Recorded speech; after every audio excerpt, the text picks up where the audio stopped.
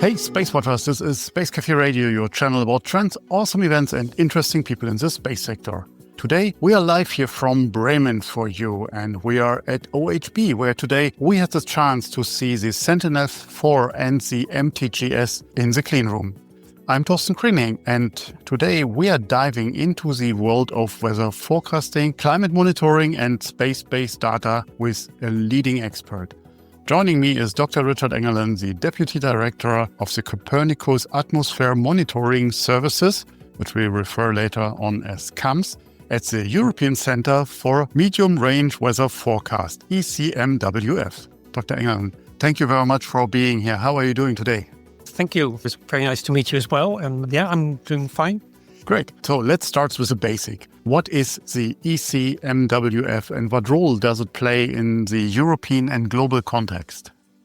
So ECMWF, also known as the European Weather Centre, is an intergovernmental organization. It has been set up by its member states, mostly within Europe, but also a few countries around Europe, to basically help them with providing the best weather forecast possible.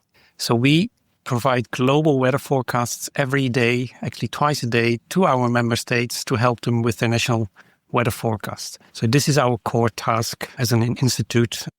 And how does ECMWF integrate with the European space and environmental programs, in particular, obviously, Copernicus?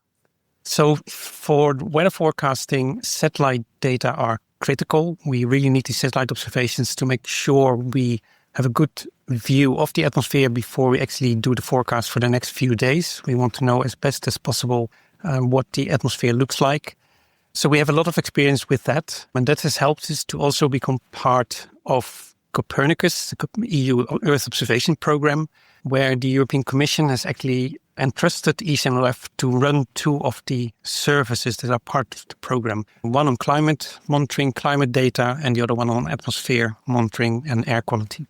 As we mentioned Copernicus, can you explain how the Copernicus data are used at the center? So Copernicus is the European Union's Earth Observation Program, and the very clever idea from the start was to not just invest only in satellites and making the best observations possible of the Earth environment, so the atmosphere, but also the land, the oceans, etc., but also include added value services. So these are thematic services. We are responsible for the one for the atmosphere and for climate, but there's also services for marine and land and emergency situations. So these two components are part of the same program, and that means we can use the satellite data with our forecast modeling capacities to provide, in our case, air quality forecasts for the next few days in Europe, but also outside Europe. When you talk about the next few days and medium range, what does it mean? Is it 2 days, 5 days, a week, a month? So medium range applies to our weather forecasting activities, and that is basically from 2 days up till currently 15 days, but we also look at monthly and seasonal forecasts. The main reason for this is that this is where the member states needed support. They are responsible for their national forecast for today, for tomorrow, etc. So we are really supporting the member states with that. For what we do in terms of atmospheric composition and air quality, we are a little bit more free. So there we provide forecasts from basically now up till 5 days ahead of time.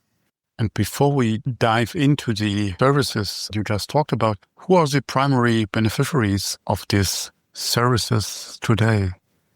It varies a lot. So we try to work, of course, with the European Commission for their air quality policies, climate policies. They need information, they need data to make sure they set up the right policies and also can monitor the impact of these policies. So, for instance, CAMS is mentioned in the Air Quality Directive from the European Commission. So that's a very obvious user. Then we also help our member states, mostly within Europe, to provide better air quality forecast, better air quality monitoring. So this is what you can see sometimes on TV, sometimes on websites, where countries, again, are responsible for their own air quality monitoring, but we help them with providing the bigger picture over Europe. But then there's also commercial users. So there's smartphone applications, websites. It goes as far as Google Maps, where there is now air quality information that consists of observations, but also on data that we provide from Copernicus. So that's where I, as a user of normal services on a smartphone, that's where I use directly your data. Is that correct? That's correct, yes. Often these iPhone applications use more data sources, but often what we do within Copernicus is part of that because it is an operational service. It covers basically the whole world in terms of pollution. So it's a really good input for all these applications. So yes, many people will have seen Copernicus CHEMS data one way or another without even realizing it. Yeah, also for me, the entire range of service that you're providing, I might have used them, but without knowing, and I'm delighted to have the opportunity to dive into it. Now, let's dive into the two services that you mentioned. You're delivering them as a center on behalf of the EU to the member states, right? That's correct. Yes. Okay, and go deeper into these. What does it mean? What does it entail? Copernicus is an operational program, which means it has a long-term vision and it also needs to work every day. So the way we deal with that, we receive basically the budget from the European Commission. We have a detailed plan of how we want to use this budget to provide the different services, which then gets approved by the European Commission. But then it's our role to make sure these services are delivered. Some of these we do ourselves at ICMWF. For instance, we have a very good global forecasting system, so we can do a very good job in terms of atmospheric pollution as well. But other parts of CHEMS are delivered by other organizations within Europe. You can think of meteorological centers, but also environmental agencies, and in some cases, actually commercial companies that help us to implement these services. So we work basically with contracts where we specify this is what needs to be delivered, and then we get competitive proposals and we select one to deliver the service for the next 3 or 4 years. How many people are working in the center and where is it located?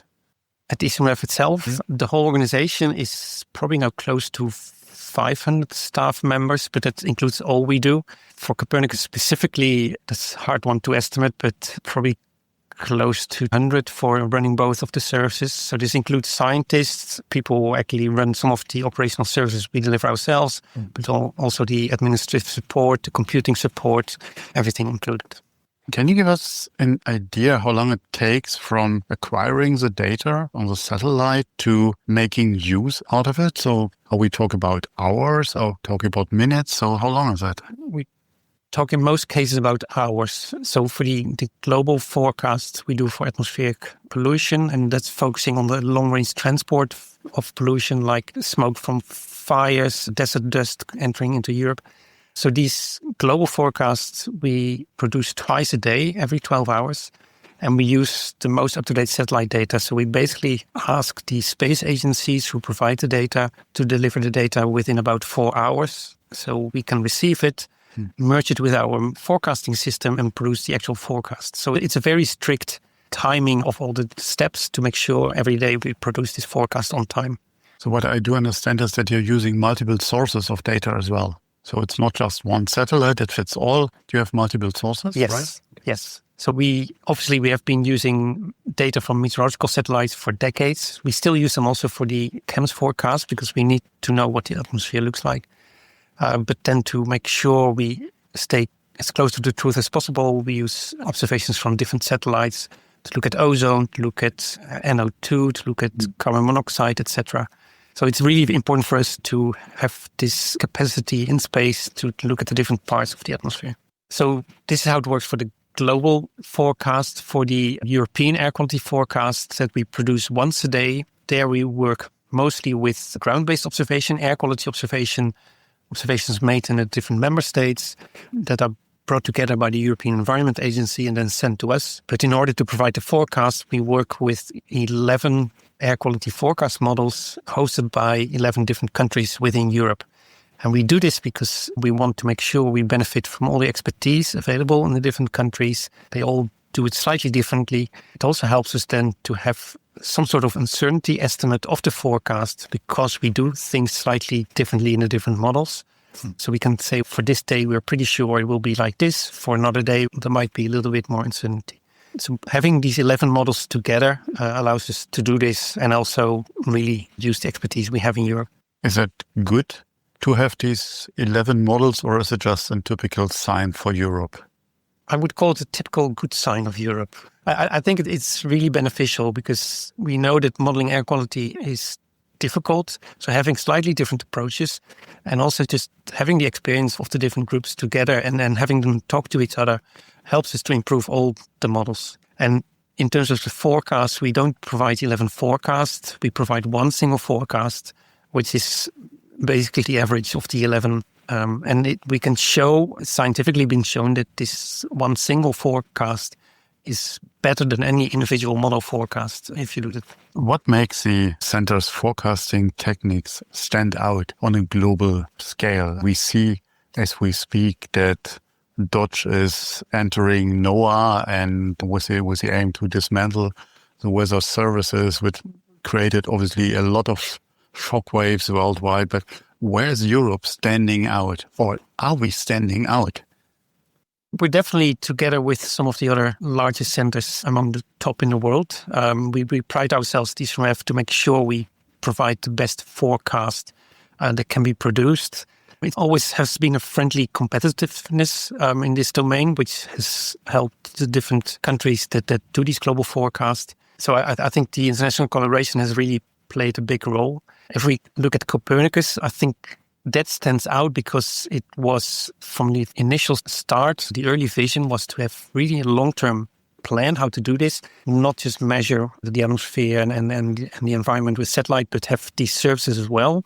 Make sure we combine all this capacity that we have in Europe and also invest in further development, keep improving it. ECMLOF has been able to play a very significant role in that whole process because we have this decades of experience with weather forecasting. So for me, that's how Europe does stand out to some extent. But again, the international collaboration is all important as well. We are gathering here in Bremen today to visit the new MTGS satellite with the IRS and the Sentinel-4 instrument. What is unique on that, and why is that so important for the center? So Sentinel-4 is important for us because it's novel for the reason that it's what we call geostationary satellite. So it's a satellite that basically has an orbit, so it always stays at the same point relative to the Earth. So it has a continuous view of Europe and Africa as well, actually. But for Sentinel-4, it's focused on Europe. And because of that, it can make, in the case of Sentinel, an observation of the whole European domain every hour. Traditionally, we're not really used to that from satellites. We have what we call polar orbiting satellites that provide you a view of any location on the globe once a day. That's basically what we get for ozone, for NO2, etc. With Sentinel-4, we get an observation every hour. The downside of the geostationary satellite is that it's only seeing one part of the globe. So we focus really on Europe. Luckily, there is other similar instruments have been launched, one of Korea and one over the United States that do basically the same idea. So that way we can bring this all together. But if we look at monitoring European air quality, then Sentinel-4 is really a step up in terms of having a much better view of how emissions and the atmospheric concentrations evolve over time during a single day even. What I learned today, and you mentioned the orbital position here at 0 degree on the Greenwich meridian, where the satellite will stand, it will see also Africa, the entire Africa from the equator. But we are focusing with this instrument on the northern hemisphere, correct? For Sentinel-4, we focus on the northern hemisphere, just to ensure that, because it's a difficult measurement, you need what we call a good signal to noise, which has limitations then on the instrument, how it's being used. So Sentinel-4, yes, we focus on the European domain. Normally, these geostationary satellites will actually look at the whole part it sees, and for weather, we've been using this for quite some time already. And more data means more services, or there's a new toy in town? There's a new toy in town. We think it can help us to improve the quality of our forecast, make them more accurate. It will also allow us to more closely follow pollution episodes, especially, for instance, if we talk about dust intrusions from the Sahara Desert, which affects air quality, but also visibility, etc. So we can follow these more closely. And also, which is actually also something we are now really developing within CAMS as a service, is the monitoring of the underlying emissions. And we know that these can vary during the daytime. You only have to think about traffic, which has its rush hour and then so having observations that can more easily follow these patterns is going to be a great asset. And what's next then for ECMWF? Any further exciting project? This project is an exciting one, obviously, with this runtime over the last 10, 15 years that it needed to get it on the launch pad and then need another year for the commissioning phase, as we learned today. So by July 2026, it is then full operational and you receive the data. But on the midterm horizon, are there other projects, other satellite projects, programs? Yes. So the one I'd like to mention here is that some years ago already, we've been tasked by European Commission to see if we can use Copernicus to monitor especially greenhouse gas emissions, but also emissions of some of the main pollutants. So we have been working really hard on this to develop the modeling we need to bring together the experts in this domain to really think through how we want to do this, because it's important, of course, for climate mitigation and especially to monitor climate mitigation. Copernicus is also investing in a new Sentinel mission. It's not a Sentinel yet. It's still called the CO2M or CO2 monitoring mission that will be launched in 2027. And actually there will be 3 of them closely following each other. So this will give us much more accurate observations of CO2 and methane in the atmosphere that will help us as a service in CAMS to use that data to look at the underlying emissions. And this is really a challenging thing we want to do. It's based on the latest science, the latest technology, try to bring it all together. But at the same time, very exciting and also very much needed, because we clearly know that mitigation is needed. It's not going fast enough, certainly not in all areas of the world. So by having tools to monitor that, to help countries to see how effective their mitigation actions are, is going to be critical. Dr. Richard Engelen, thank you very much for your time and this very interesting conversation. Thank you very much. Have a great day. Thank you very much. And if you have further questions, reach out to us at radio@SpaceWatch.Global. If you like these or other episodes of Space Café Radio, leave us a rating on your preferred podcast platform. It is the currency of today. And if you want to stay on the pulse of the space industry, please visit our website at www.SpaceWatch.Global and subscribe to our newsletters. And of course, don't forget to become a Space Watcher. I'm Thorsten Kriening, publisher at SpaceWatch.Global, your independent perspective on space.